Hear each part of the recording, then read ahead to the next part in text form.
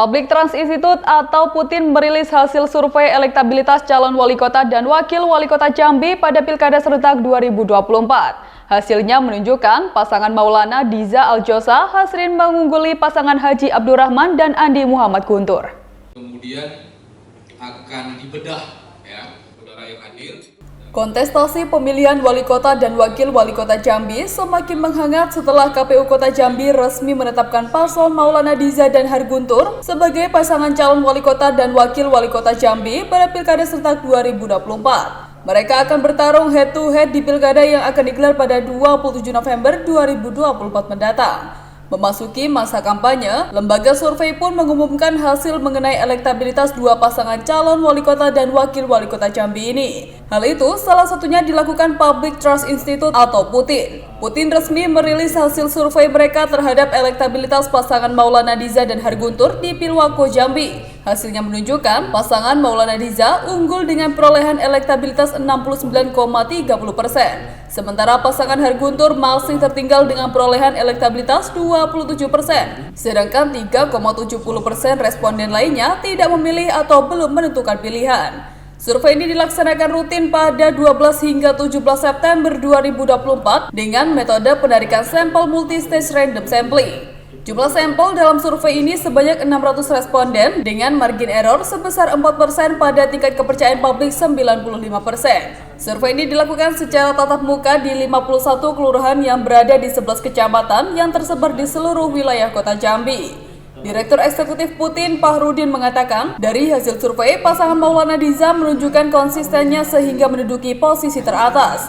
Meski demikian, proses pemilihan kepala daerah serentak masih akan berlangsung dalam 2 bulan ke depan sehingga elektabilitas kedua kandidat ini masih sangat dinamis. Dari hasil survei ini yang pertama, kandidat wali kota terutama adalah Maulana dan Diza ini menunjukkan konsistensi. Ya, karena dari berbagai hasil survei menunjukkan bahwa kandidat ini selalu menempati posisi teratas. Ini artinya memang konsisten, termasuk juga hasil yang dilakukan oleh Putin ini. Kemudian yang kedua, bagaimana pengaruh dari wakil ini juga cukup signifikan sebetulnya, karena memang mewakili anak muda dengan kiprah-kiprah, termasuk juga dari keluarga para wakil gini, sehingga sangat mempengaruhi. Yang ketiga ini soal dukungan atau soliditas dari partai politik juga saya pikir mempengaruhi. Kemudian juga soal rekam jejak, ya, kemudian program yang ditawarkan, karena hari ini branding yang muncul itu adalah Jambi Bahagia ini jauh lebih bergema saya pikir dibanding misalnya sebelah gitu ya, atau Har Guntur yang tidak. Artinya dari sisi branding, program yang ditawarkan, visi ke depan itu jauh lebih mengena di benak publik Jambi dibanding sebelah. Jadi ini saya pikir yang turut mendukung bagaimana hasil ini kemudian bisa kita peroleh hari ini dengan besaran jumlah seperti itu. Sementara itu, pengamat komunikasi politik Jambi Dedi Saputra turut menanggapi rilis resmi Putin terkait hasil survei itu. Ia menyebut ada sejumlah faktor yang menyebabkan elektabilitas Maulana Diza lebih unggul dari Harguntur. Di antaranya faktor popularitas, rekam jejak, dan tagline Jambi Bahagia. Popularitas dan rekam jejak yang sangat kuat. Kenapa? Karena Maulana adalah mantan wakil wali kota Jambi.